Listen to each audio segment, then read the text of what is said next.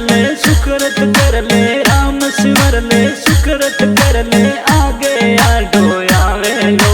चेत सके तो चेत मानवीरी तो हीरे जावे लो चेत सके तो चेत मानवीरी तो हीरे जावे लो तो हीरे जावे लो।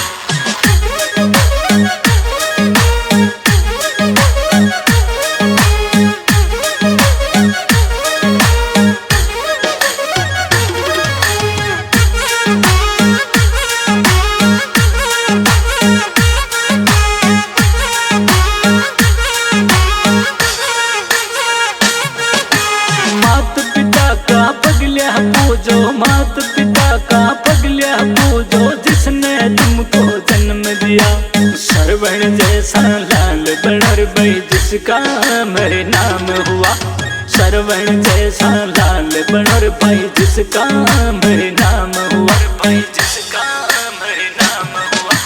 कर लो सेवा पावो मेवा कर लो सेवा पावो मेवा जन्म सफल हो जावे लो चेत सके तो चेत महानवीरी तो हीरे जावे लो चेत सके तो चेत महानवीरी तो हीरे जावे लो तो हीरे जावे लो।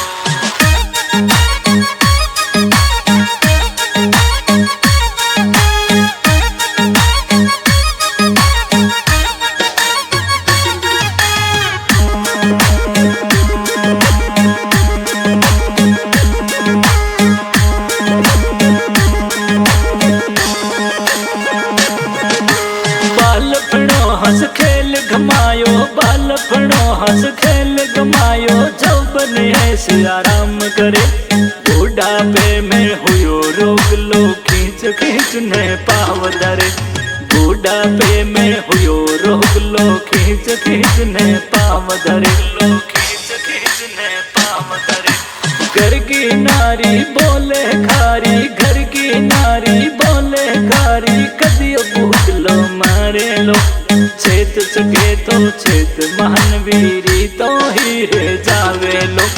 चेत सके तो चेत महानवीरी तो हीरे जावे लो तो हीरे जावे लो।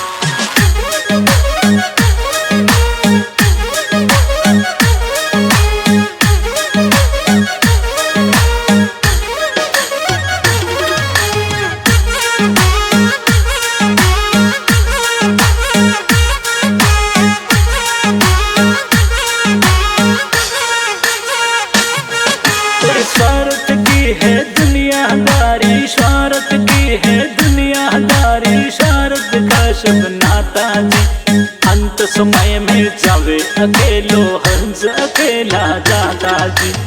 अंत समय में जावे अकेलो हंस अकेला जाता जी लो हंस अकेला जाता जी। धन और माया धरी रवैली धन और माया धरी रवैली आखिर में पछतावे लो चेत सके तो चेत महानवीरी तो हीरे जावे लो चेत सके तो चेत महानवीरी तो हीरे जावे लो तो हीरे जावे लो।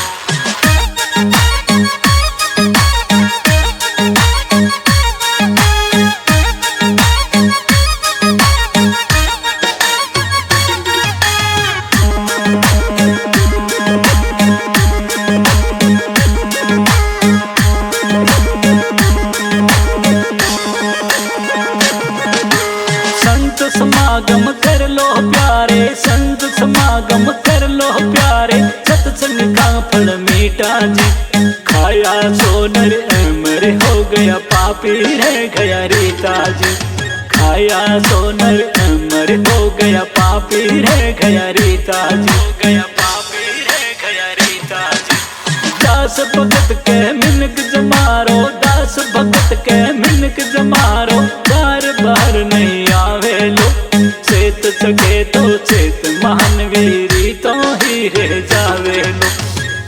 सके तो चेत महान